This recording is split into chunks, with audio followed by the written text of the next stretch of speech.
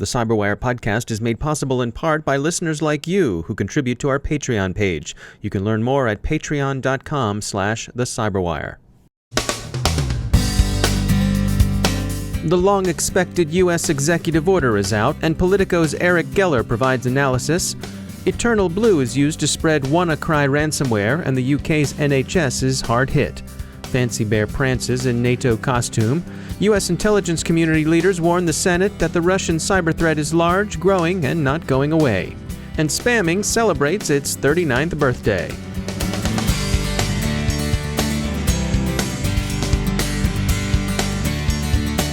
Time to take a moment to tell you about our sponsor, Recorded Future. You've heard of Recorded Future. They're the real-time threat intelligence company. Their patented technology continuously analyzes the entire web to give InfoSec analysts unmatched insights into emerging threats. We subscribe to and read their Cyber Daily. They do some of the heavy lifting in collection and analysis that frees you to make the best-informed decisions possible for your organization. Sign up for the Cyber Daily email, and every day you'll receive the top results for trending technical indicators that are crossing the web. Cyber news, targeted industries, threat actors, exploited vulnerabilities, malware, and suspicious IP addresses. Subscribe today and stay ahead of the cyber attacks. Go to recordedfuture.com/intel to subscribe for free threat intelligence updates from Recorded Future. It's timely, it's solid, and the price is right. That's recordedfuture.com/intel. And we thank Recorded Future for sponsoring our show.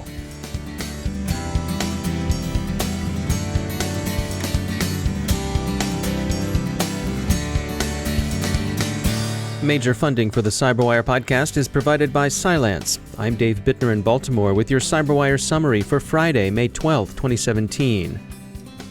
U.S. President Trump signed his long-anticipated executive order on cybersecurity yesterday, and we'll have some notes and an interview on that one later. In the meantime, there are other breaking stories worth your attention. There's some new fallout, apparently, from the shadow broker's last dump of tools. A strain of ransomware, WannaCry, is spreading rapidly via the Eternal Blue tool the brokers dumped, which they claim they got in some unspecified fashion from the U.S. NSA. Researchers at security firm Avast tell Forbes that they've recorded 36,000 variants of WannaCry today. Malware Hunter team counts 12 affected countries and says that Russia has been hardest hit, with Spain and China placing and showing. Eternal Blue is an access tool that abused the network file-sharing protocol SMB, server message block, to exploit a now-patched Microsoft vulnerability, MS17-010. The exploit isn't ransomware itself, but is being used to deliver WannaCry to its targets. Flashpoint noticed at the end of April an upwelling of chatter in Russian cybercrime fora concerning ways of using the shadow broker's dumps. It would appear this is one use someone's found for them. As so often happens, the medical sector is being hard hit. 16 National Health Service facilities in the United Kingdom have reported infection. In some cases, this has caused wards to close and staff to be sent home. WannaCry isn't the only development in ransomware. Jaff, a strain of malware that looks a lot like Son of Loki, is now reported to be spreading via Nikurs. It's asking for $3,700 from its victims. As always, it's better to back up than to pay. While WannaCry seems likely to be predominantly a criminal action, there are reports of state-sponsored activity today as well. Romania's Ministry of Foreign Affairs is said to be among the diplomatic organizations and missions across Europe being phished by Fancy Bear, APT-28, or Russia's GRU. The phishing emails spoof NATO addresses and seek to induce the unwary to download a remote access Trojan that FireEye researchers are calling GameFish. Romanian authorities haven't commented, but NATO, while declining to say anything about this particular episode, says it comes under attack all the time and that spoofed emails are no novelty. Part of the reason the hacking of En Marche emails, also attributed to Fancy Bear, didn't have the kind of malign effect seen in the earlier attacks against the U.S. Democratic National Committee is that the hackers had less time to establish themselves. But a bigger part of the failure seems due to the Macron campaign's early and active mitigation efforts. The U.S. Directors of Central Intelligence and National Intelligence tell Congress that rising Russian assertiveness, activity, and influence in cyberspace is an enduring and growing threat. Senator McCain regrets that U.S. preparations seem unequal to that threat and excoriates the current national state of readiness. U.S. President Trump yesterday signed his long-anticipated executive order on cybersecurity. Its sections address cybersecurity of federal networks, cybersecurity of critical infrastructure, and cybersecurity for the nation. It's a federal government-centric order whose recurring themes are IT modernization and rationalization, including more shared services and use of the cloud, an emphasis on resilience, and an assertion that henceforth agency heads will be held accountable for the security of the organizations they lead. It mandates use of the NIST Framework across the federal government and places a strong emphasis on implementing sound risk management practices.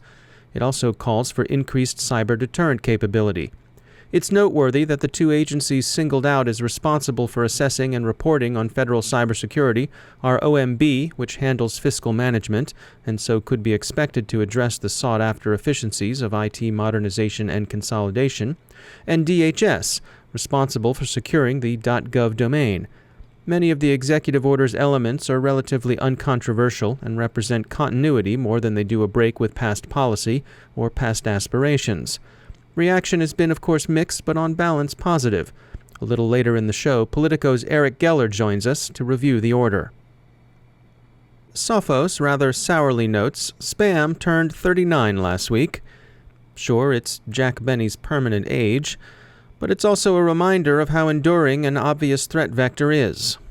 So no happy returns of the day, spammers. Finally, a correction on a story we ran earlier this week.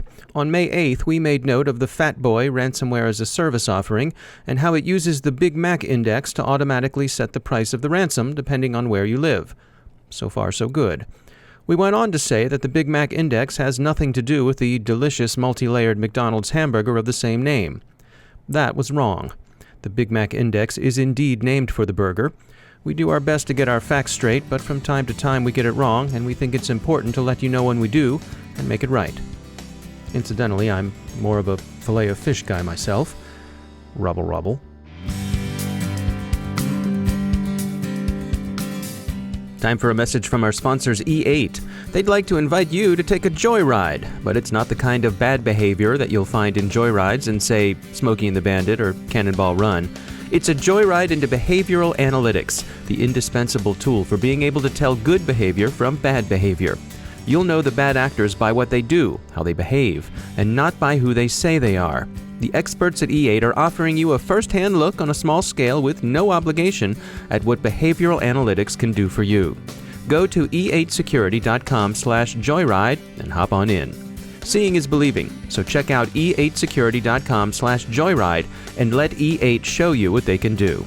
And we thank E8 for sponsoring our show.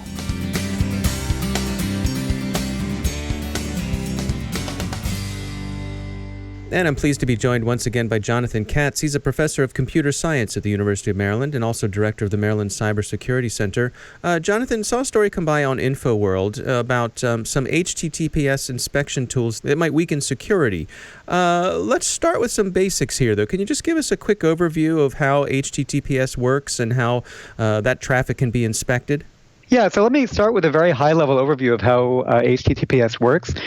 Basically, HTTPS is a protocol that allows a user to set up a secure connection with a server. And typically this is done, let's just say, in two steps at a very high level. One step would be that the user will get an authentic copy of the server's public key. And then using that copy of the server's public key, there will be some interactive protocol that they run that allows the user and the server to set up the secure connection. Now, in the article you were talking about, what happened basically is that a third party was introduced into this mix, and what that third party did was basically sit in between the user and the server, and rather than having a connection directly between the user and the server, what you had instead was one connection between the user and this intermediary, and then a second connection between the intermediary and the server. So that meant that you had encrypted traffic going between the intermediary and the server. The intermediary would then decrypt it and inspect it, and then re-encrypt it and forward it back onto the client. This sort of inspection is a pretty routine thing to happen within, for example, a corporate IT environment. Yes, it could be set up in that way, right? What you would have is, say, a user was accessing some internet site from their computer at work, and rather than setting up a connection directly between themselves and the server, they would say set up a connection between a firewall, say, within the company, and then that firewall would act as the intermediary and allow the user to connect out to the server. So in this particular story, there was sort of a degradation of the type of encryption that was used along the way? Well, what happened in this particular case was that the encryption part was okay, but the intermediary was not doing a proper job of obtaining the legitimate copy of the server's public key. Typically, you can think of the fact that a user who was particularly paranoid, or even just if they were following good security practices, they might do several different things to validate the public key of the server. But in this particular case, apparently the intermediaries, these border gateways or firewalls as they were not doing that appropriate validation. So then they ran the risk that the intermediary itself could be man in the middle by an attacker, thereby reducing security for the end user. All right, interesting stuff. Jonathan Katz, thanks for joining us. And now a moment to tell you about our sponsor, Observe It. We hear about all sorts of threats and the spectacular tales of hacking that grab people's attention. But what about the threat that every organization faces that goes unnoticed? The insider threat. Insider theft of sensitive data is already the occasion of some of the biggest business litigation of the 21st century. Whether the insider is malicious or just mistaken, they can take your business down before you know what's hit you. If proprietary data walking out the door or vendors accidentally taking down critical systems keep you up at night, take a look at Observe It's free guide, Quick Wins for Reducing Insider Threat, at observeit.com/cyberwire. Their mission is to help you identify and eliminate the insider threat by knowing what your people are doing in real time. Check out observeit.com/cyberwire to learn more about managing insider risk today. And we thank Observe It for sponsoring our show.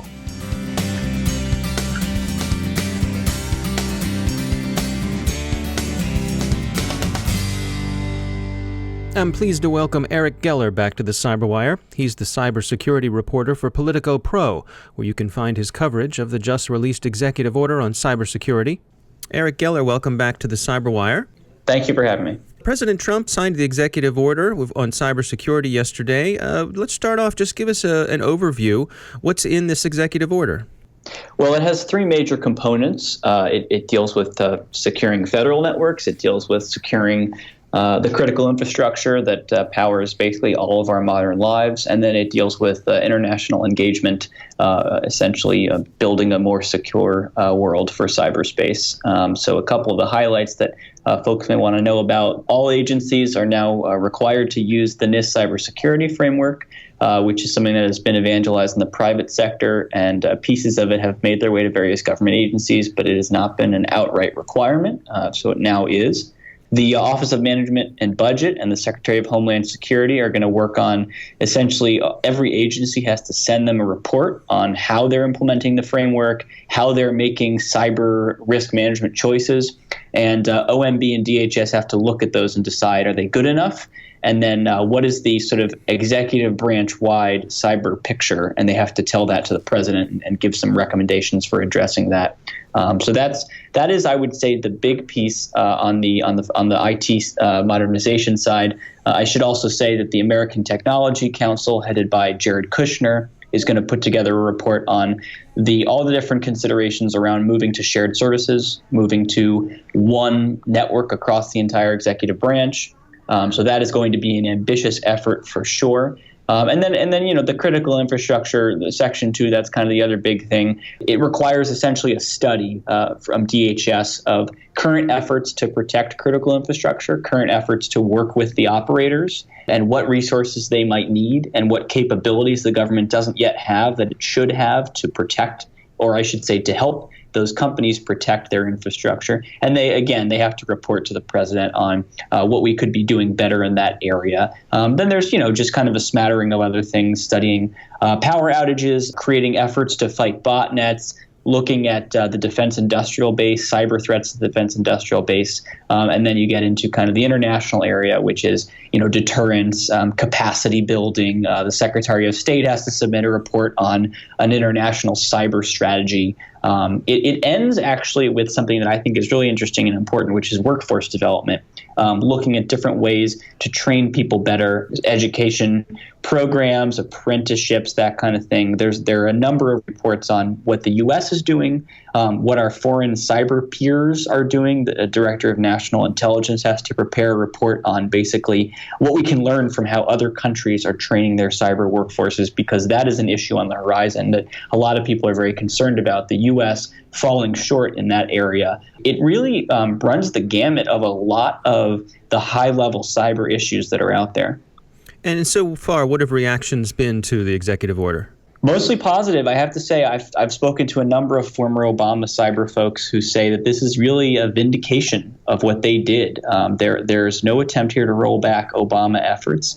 Yesterday at the briefing, Tom Bossert, the Homeland Security Advisor, was asked, he said at one point that the previous administration dropped the ball, and he was asked to clarify, and he basically said, I think they didn't do enough. But really, this is just a continuation of everything that they have been doing. It moves the ball forward a little bit in terms of concrete steps, reports that have to be written and that kind of thing. But there's nothing here that deviates from the Obama efforts. There really wasn't a lot of criticism. I will say that the main line of criticism that did exist was people saying they wanted more concrete action rather than just a series of reports. But this is very much a table-setting move for the Trump administration. And speaking of action, are there any deadlines in the report? What kinds of timelines are set for some of the elements they want to implement?